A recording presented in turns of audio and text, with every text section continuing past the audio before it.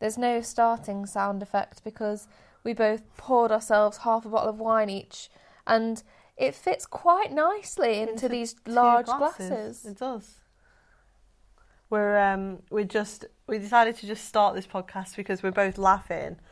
We're dealing with the fact that obviously we've got 2 dogs. We've got a 4-year-old Pomchi called Castro, which obviously loads of you already know this.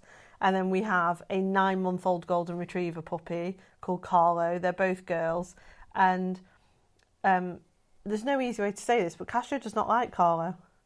Does she? She doesn't dislike I love the way her. you always try and like soften this blow whenever I tell someone No, that the Pomchi she does not like the golden retriever. She doesn't dislike her, but she doesn't dislike like her.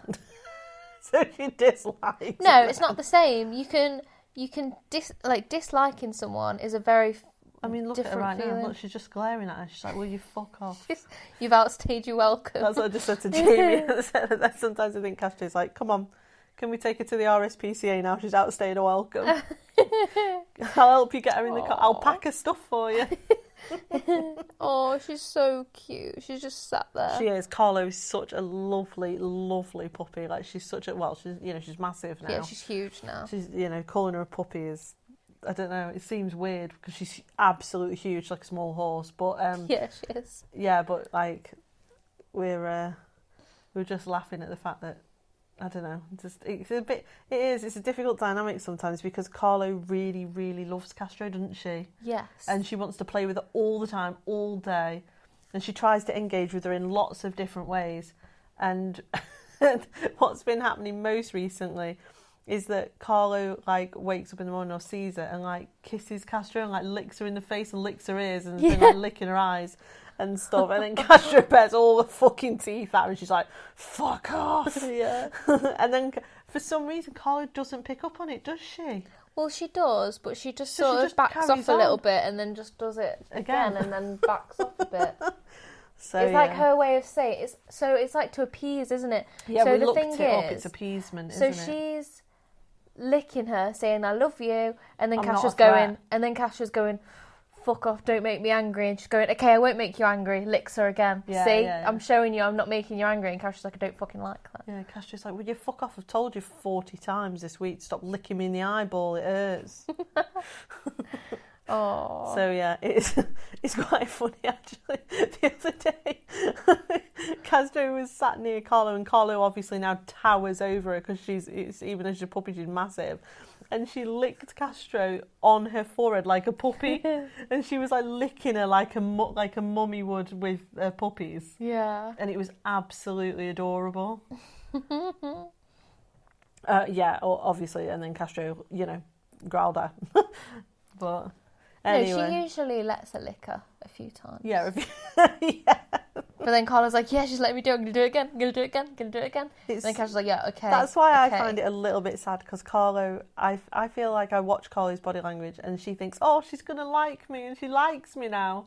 And then she doesn't. And then I feel like, oh God, like she really, really wants her to like her. Yeah. If anybody's listening and you've got like some tips around this about what happens when one of your dogs just doesn't fucking like the other one, what on earth have you done to solve it? Because they don't fight. They've never fought. No, they don't fight. But like we kind of expected them to play or at least spend time together, and Carlo is trying to build that all the time, but it's not working, is it? So yeah. The other thing, I've not spoken to you about this, but I wondered if everybody listening, because it's getting just amazing. I mean, we're getting like 5, 6, 7,000 downloads a month on this, which is just absolutely terrifying. And I wondered, if you're listening to this and you're enjoying it, will you go and write us a review? Oh, yeah. Because I've never asked this before. I've never asked the listeners to go and write a review on the podcast. Like you can rate so you can do it on like Apple and can you do it on Spotify? I think you can do them on Spotify and you can do them on Google Podcasts and you can do them on Spreaker. Yeah. And all the different platforms we're on. Go and like just write a little message to us and then we'll see it and it'll get published and then we can have a little I love it when review. people I was tweet reading us. our reviews today, they're amazing. Oh, I've only ever seen 2. I think there's about 7 or 8 now and I've they're only really seen nice. 2 on Apple and one of them's Yeah. Your mum? Yeah, it was. One of them was my mum. Yeah, no, there's about 7 or 8 now, and they're just lovely to read. Yeah, people have been really nice. So yeah, whilst you're listening to this podcast, you could just go and review it. Yeah. And obviously be nice, please, because we get enough fucking aggro as it is.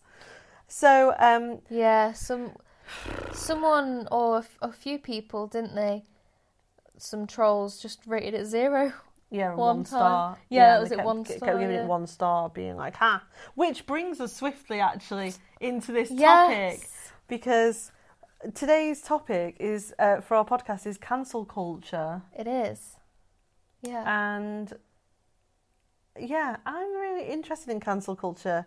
And I thought that maybe we could have a bit of a chat. We're back on the Jam Shed. We are. Let's do a cheers for the Jam Shed. I'm not cheersing Jam Shed because they don't fucking sponsor us. Yet. I will. No, I'm sorry. I'm going to have us. to cheers them. Yet. But though, because the Argentinian Malbec made with blueberries is the best wine I've ever drank. And it sounds good. It's so good. Although it sounds good because of the lovely wine glasses that we've got, to be honest with you. Yeah, we do. I've got the one that my mum got us, where it's like mirrored at the bottom, and it looks like on certain surfaces, it looks like the wine starts halfway up the glass. Oh my God, before we start, I'm going to say this, but don't worry, I'm not going to name you. So if you're listening to this, don't cringe thinking, oh my God, she's going to name us. I had a meeting today, professionals meeting, with some professional women that I'd never met before that I'll be working on a project. And they started the meeting off by being like, oh, we're going to do a round of introductions. And I was like, oh yeah, okay. And then when it came to me, one of them went, don't worry, Jess, we listen to your podcast. We know how much you hate introducing yourself, so we're not going to make you do it. And my heart just sank, and I thought, oh my God, these professionals listen to this fucking podcast. Oh, God. Oh, and I just thought, oh, think of all the dickhead things that I've said. I think... And yet they're still here. Yeah. Meeting with me about work. I've come to realise that professionals, commissioners, they actually quite like just seeing normal dickhead sides to normal people. Well, that's because, like, as I don't mean this in an offensive way, but that's because they're normal and they're also dickheads. I don't mean that in a nasty way. I mean, like, we're all things. Yeah, like make jokes. Yeah, we're all like complex, and we've all got like weird takes on things, and we all have to be professionals at work, but brilliant. Oh, it's the. She's got the yak's milk thing. Yeah. Oh, we're having it. Oh, there is a standoff going on. There is a standoff. You're not supposed to let them stare at each other. This is what we mean about Carlo, no. That's the first time this has ever happened, listeners. I know. I can't believe that's happened on a podcast. She's had this thing called is it called a cheese bone? Yeah, and I think it's We've never seen one before, have we? No, I think it's the same as... I don't know if everyone knows or if everyone's heard.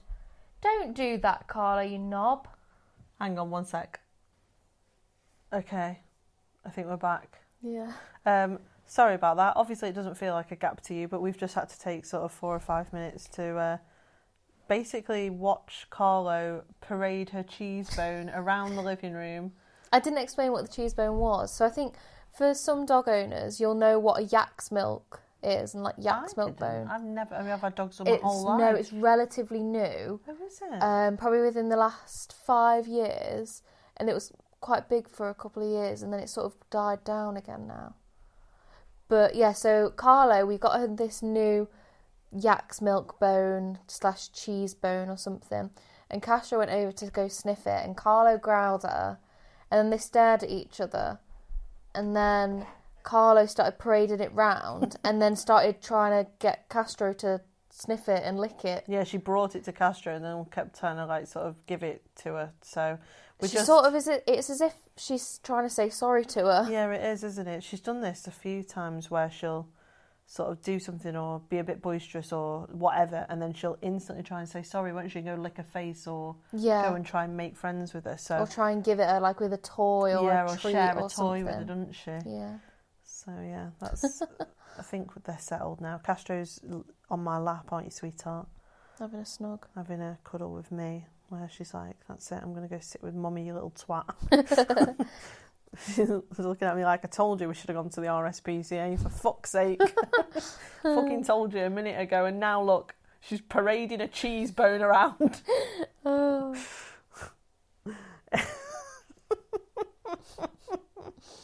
Castrio's a fucking mastermind. It wouldn't surprise me if she figures out how to, like, accidentally on purpose leave the garden gate open. I love you, Mummy, but the golden retriever puppy, she's gone walkies. Oh. I had nothing to do with it. Okay, yeah, so we're going to have this discussion about cancel culture now the dogs have finished having a standoff. Yeah. So then, the first question that I wanted to ask you was, how did we get here? Like, how have we... And I guess what I meant by that was, how did we get to this weird sort of state we're in at the moment where people sort of scream to have somebody cancelled? And what does cancelled even mean?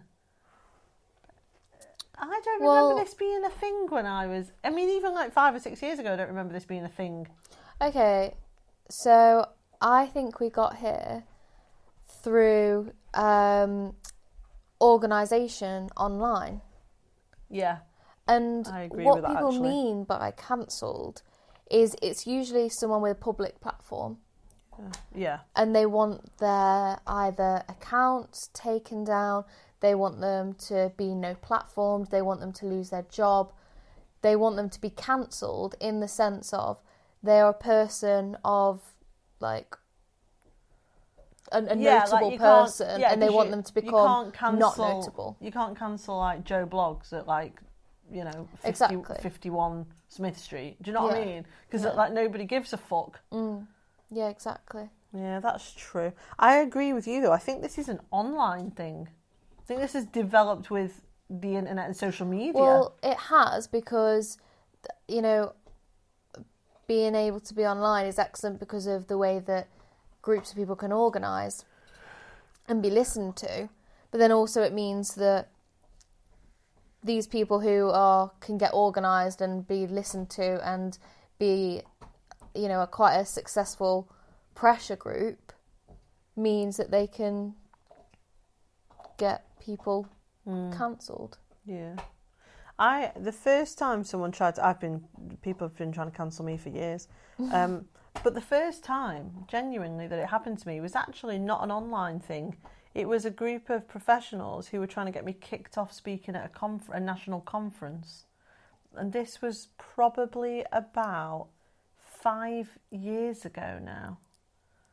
And it was like, they found out that I was giving a speech at a conference. I was the keynote speaker. Did it formulate online? Potentially, but not anything like obvious or public or anything like that. There was no calls to have me cancelled or anything. What they did instead was they found out that I was the keynote speaker, and then all of them contacted the conference organizer. Yeah, online, using emails and stuff. No, they knew them.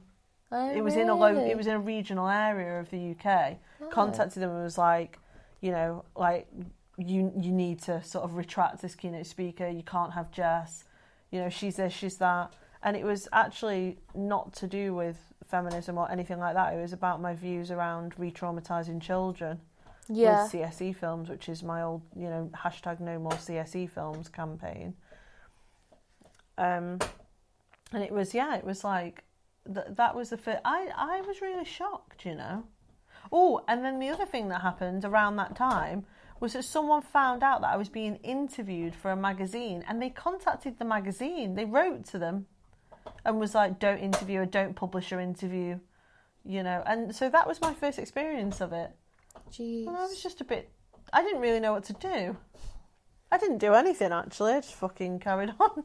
But... That's interesting. Something similar happened to me when I was giving I think I was doing a session for someone, and a couple of people wrote to them to try. Yeah, I remember this. Try and stop me, and then luckily she just ignored it. Yeah. But...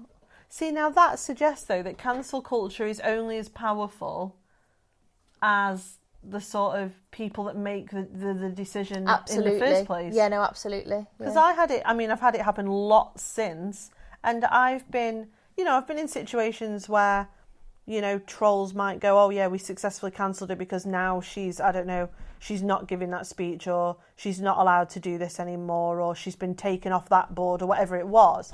But ultimately, there's been lots of other situations where people have tried to cancel me, where the organisation has turned around and gone, we don't care.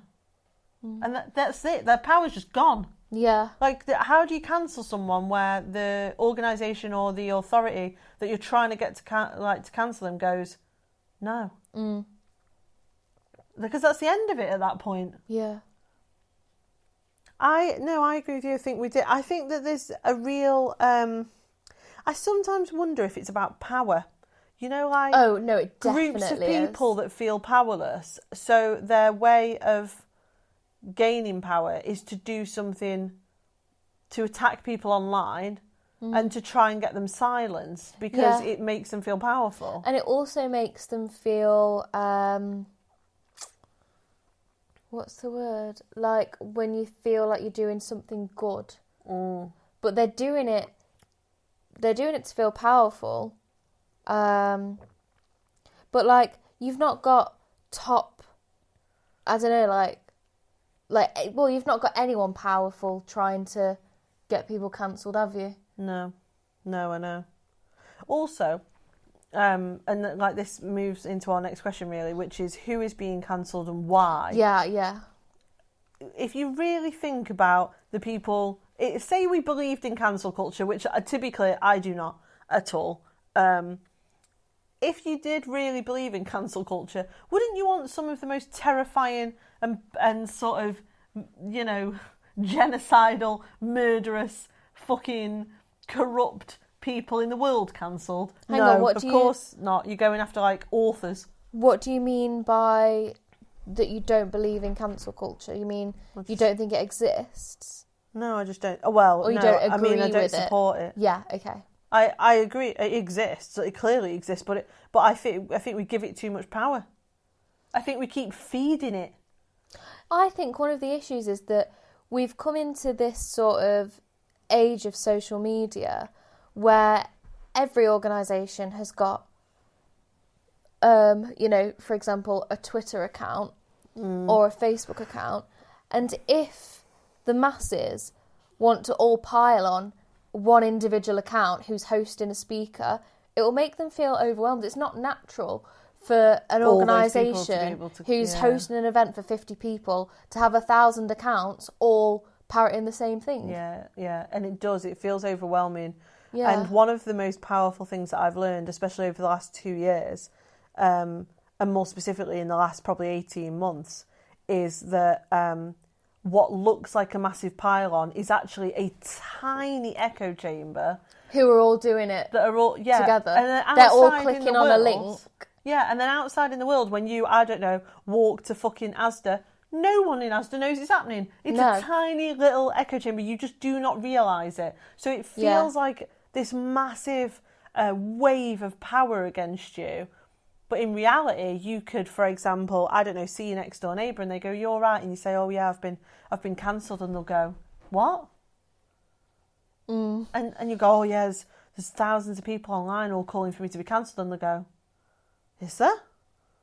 Oh, I don't know, not heard anything about that." And it's because it's an echo chamber. You just don't realise you're in one. Yeah, exactly. Okay, so who is being cancelled and why? Let's go back to that question. I think it's mainly women. Mm-hmm.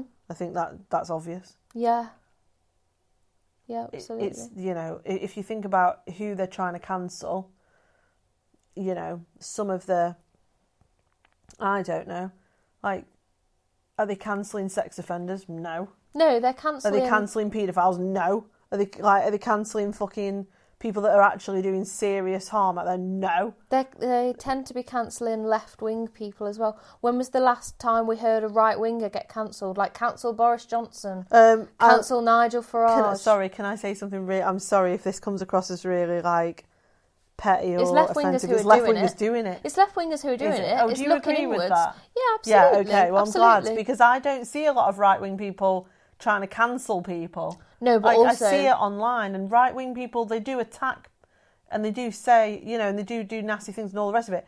But they're not totally necessarily interested in this fucking virtue signalling cancel culture. I was just about to say, it's all virtue signalling. Yeah, it is. It's all very much like, oh, we're the good ones trying to defeat the bad ones.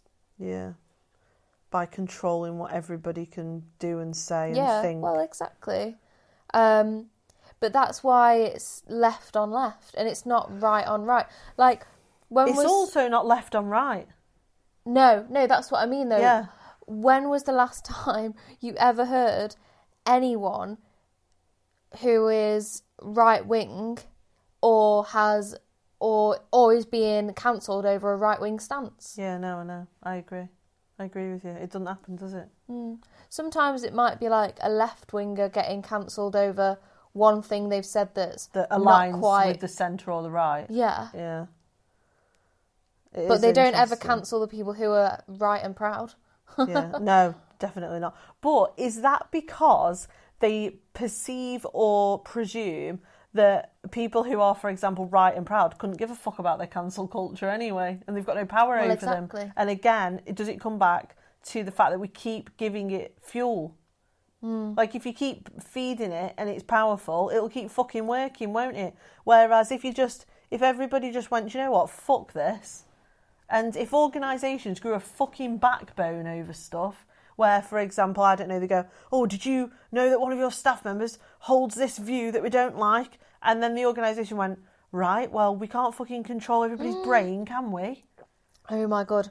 I saw this post on Facebook, back to who was being cancelled and why. Somebody who worked for a company. I know exactly what story you're about to tell. I think it was like Halfords or something like that. Yeah. Said something about cyclists, and then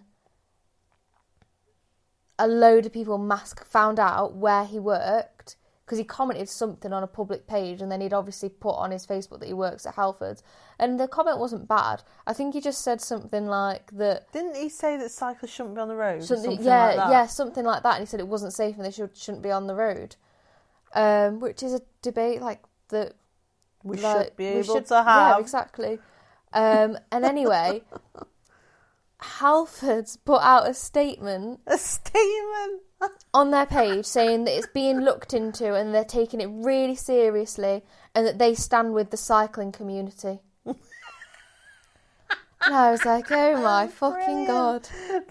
You would honestly, if you saw that as a sketch on the telly... we stand with our cycling community. You would fucking piss, wouldn't you? And yet here we are and it's real life. Yep. So, we've cancelled Little Britain because you're not allowed to do that no more, but Halfords are making statements about standing with the cycling community, and apparently that's not comedy. That's why they've cancelled Little Britain. Yes. Because they'll just take the piss out of it.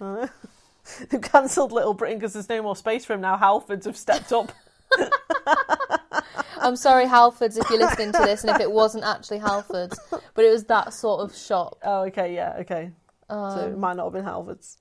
It was definitely... I remember you showing me the post, though. Yeah. About the... I actually remember all of it, and... Because someone was talking about racing, and I thought they meant, oh, they mean that's meant to be racism. It's about racism. Yeah, that's fair enough if their employees put racist stuff, and then I don't know, I don't know, and it wasn't. It was about cycling. It's so brilliant. Oh goodness gracious me! I feel like most of the cancel, or like sort of attempts to cancel, especially women, because it's not a lot of men actually that people try to cancel. It's usually women. I think, to be honest with you, it's basically modern day witch hunts. It's just, we don't like this woman. She says things we don't like. Let's fuck her over a bit. I think it's a bit different to that. I think it's that we don't like this woman, and this woman is a threat.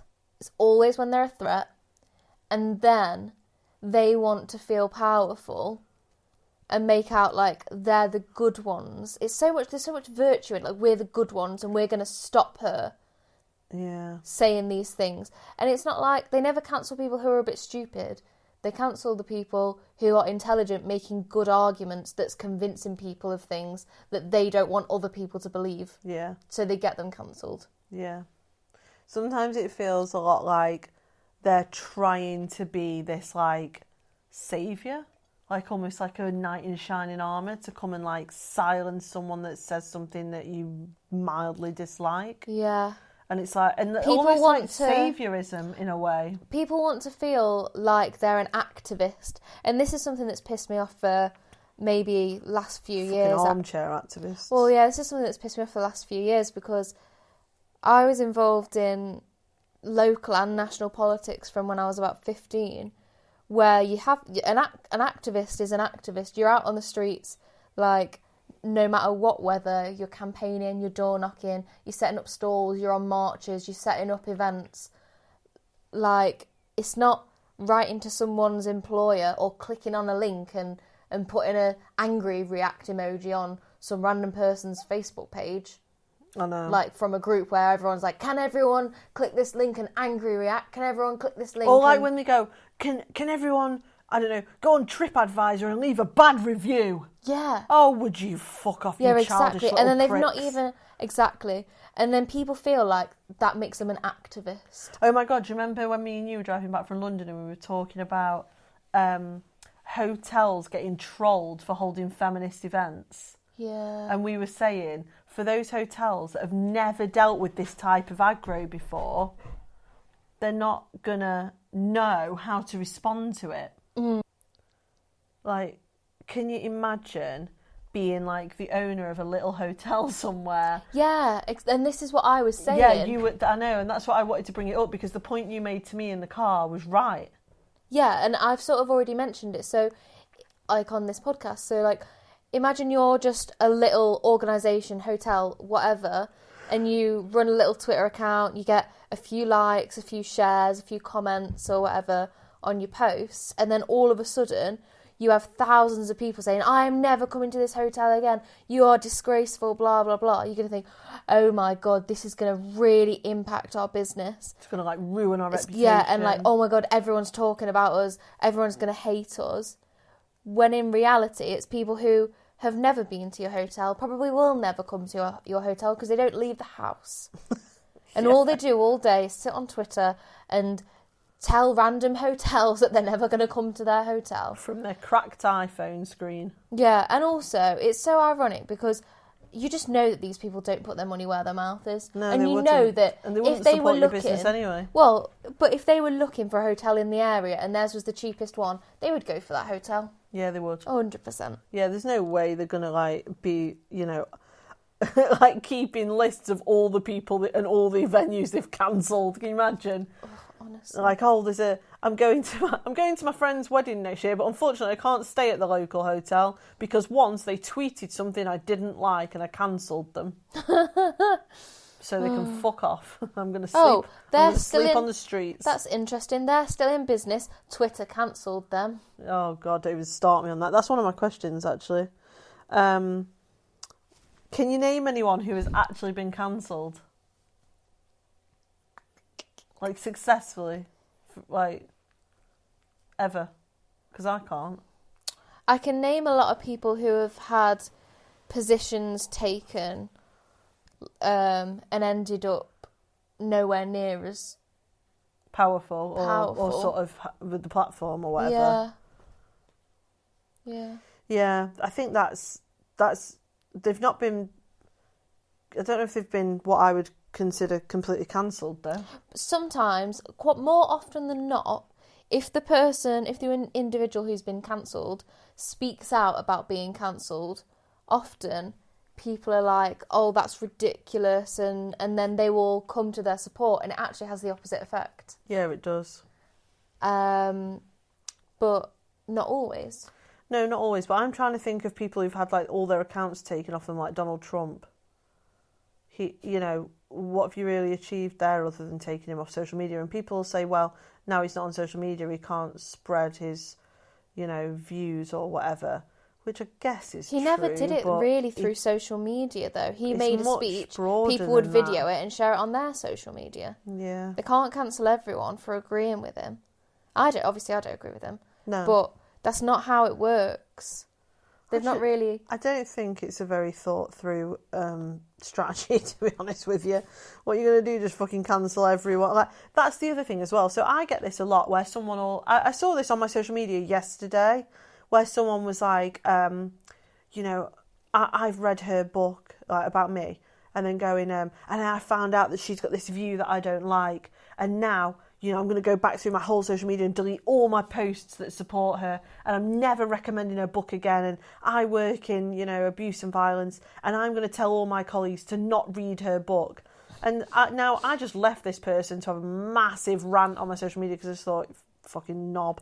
But underneath it, somebody actually challenged them and was like, so you work in, you know, violence against women and girls and abuse, and you're deliberately going to tell people not to read the evidence base around victim blaming because you don't agree with one thing that she said. And I watched this thread for about 2 hours of these two people arguing with each other about it. And that person absolutely stuck to their guns and said that because they'd found out about this one thing that I didn't agree on, they were literally going to boycott me absolutely everywhere and tell professionals and students not to ever read any of my stuff. And the other person said to them, do you do this to all authors? Like, what, every book you've ever read, do you go and find out all their views on everything? And then do you cancel them if they don't agree with you on something? And then do you, like, retract your support for them? People have sort of tried to transfer things as well, so... where you might want, let's say, and obviously I'm not comparing you to a racist, but let's just say, because some people react in the same way, like having a view on gender or psychiatry that they don't agree with is like the same as racism. But that's like how some of them react. Is like, let's say a singer or an artist says something racist. I think you're well within your rights to be like, right, well, I'm never recommending that artist to other people again. Because it's a form of like art and something that you would pay to enjoy. Whereas an author working in violence against women to try and help prevent and stop victim blaming is a bit different, isn't it? And they're trying to like boycott, essentially. And that's what I mean by the whole activism thing. People want to be activists, but they don't actually want to do any of the work. Yeah, so they'll say they'll boycott like a negative form of activism, isn't it? Well, that isn't activism. Really true. No, that's what I'm saying. It's not true activism, but they feel like they are taking some form of action. But if all of your activism is just hating people and boycotting them and writing shitty things about them online, then I'm sorry, but you're not engaging in activism. And I think one of the things at the moment is that activism has become like a fashion statement. Oh no, good God. The amount of people who are like, I am an LGBT activist. No, you sometimes share a post on your Instagram. I know, yeah. And not even on your Instagram story, because you don't want to mess your feed up. Sharing a post that you've not even created on your Instagram story is not activism. Let me know when you're out on the streets, like taking part in massive campaigns in person, or doing something useful to actually help. Yeah, doing something useful, groups, writing marginalised things, groups. Yeah, writing like evidence-based pieces of research that can actually be used in practice. But no, they just share shitty infographics on their Instagram story. And they are also the people, that's what I mean, these are the people who still want to feel like they're activists, still as a fashion statement really, and then go on to try and cancel people and get people cancelled. And then they feel like once they've successfully got someone deplatformed, they feel like they've been successful. And so it's like more about individualism and what they feel they have done and about them rather than about a common goal. Because they know that goal doesn't really achieve anything. So then what, a sense of belonging? No, not a sense. No, absolutely not. It's about themselves. and themselves feeling like they've done there, something. there is individualism in it, but there's also, when they're doing these pylons and this cancel culture, it's not. It wouldn't work if one person was trying to cancel. It only works if they do it in great numbers, which then makes them feel more powerful and a sense of belonging and a sense of righteousness and moral sort of, I don't know, like... I don't think there is a sense of belonging on these because... Or nowhere near. Like all of us are right and they should be cancelled and we're working together to cancel them. I think a lot of people have done it, and then like look at the way J.K. Rowling's been treated. That has turned into like a mass collective effort where organisations have supported the trolling and the the attempted cancelling of her, and then some celebrities started supporting it, which emboldened the original trolls, being like, "Ha, look, this celebrity supports our cancelling of her." No, I know, but I think it's genuinely more, for the individual, it's more about themselves. Yeah, okay. Rather than the old traditional campaigns. Oh, yeah. And that's one of the things about them is like... That's interesting, because that means as well that if you look at proper And also, if it was to activism... do with collectivism or rather than individualism, they'd be looking at structures rather than an individual who's speaking. Yes, oh my God, that's as if you were reading my mind. So what I was just about to say to you is that traditional, but it's about sort power. of organised activism would be trying to change a power structure or to dismantle something that's harming people, whereas this type of cancel culture is basically just going, you, shut up. Like, that doesn't change the issue. And You've then not engaged in any debate. I helped her shut up because I'm an activist. Yeah. And it's like, oh my God. Yeah. Can you, is there, okay, right, so it sounds like me and you are pretty similar on this. Is there anybody that you've ever actually supported in cancelling, or like that you agreed should have had their platform removed from them?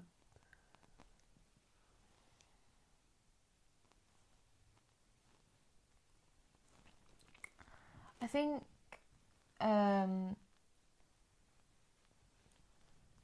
it was right that Tommy Robinson had his platforms taken. Not all. He's not on Twitter, is he? Not anymore. No, I do agree with that. So, like, okay, so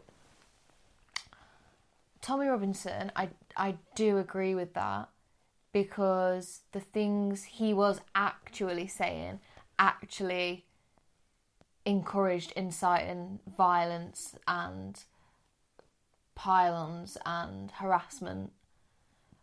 So I did agree with that. However, people like this is going to sound really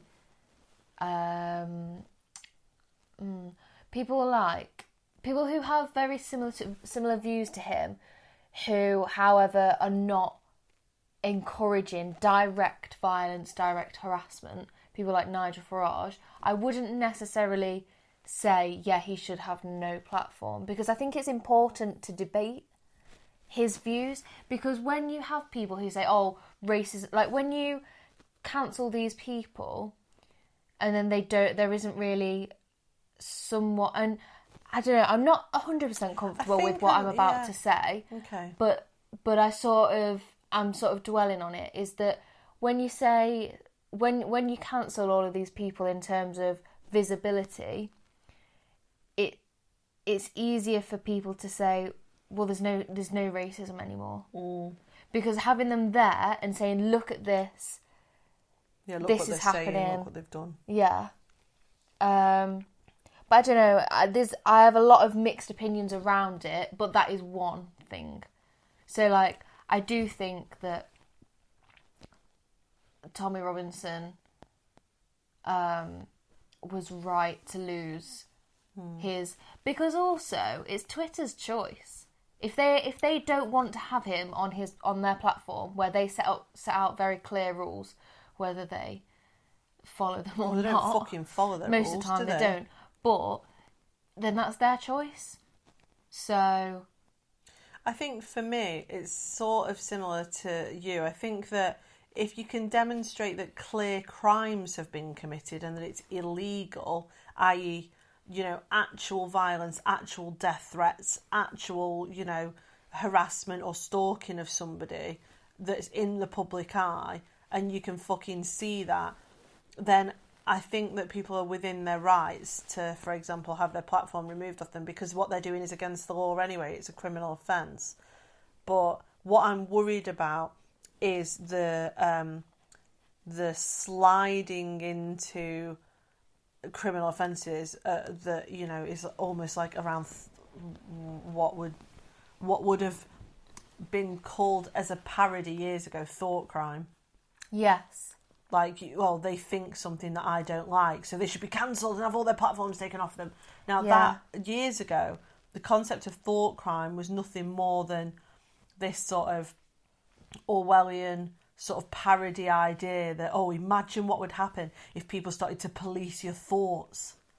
Yeah. But that is happening. And, and that's cancel culture has this. At the moment, like I said to you, I think that because we keep giving it more power, it's actually working.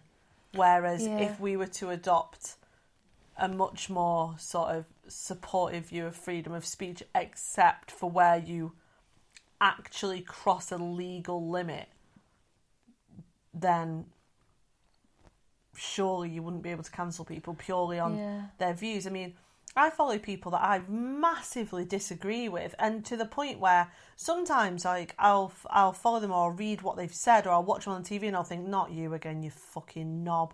But would I call for them to lose their jobs?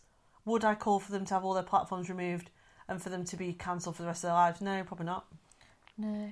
Something that I was just thinking about is how the people who get cancelled are the people who, like I mentioned earlier, are 3 minutes. Okay. Sorry, we're just looking at we're almost running out of time. Are the people who are making sense and making good arguments, and they are worried that they will show other people their side and that they're making sense and they're making rational arguments, and that it will encourage other people to also agree with that stance that they don't support. Whereas on the flip side, they would be like, they're radicalising people. Yeah, I know, and then they'll argue that it's a crime. So that's my view. So I was thinking about, But it depends what they try. If you stretch anything can be a crime. Like, any perspective, you could argue that leads to that leads to that leads to that leads to that leads to that leads to that leads to a crime.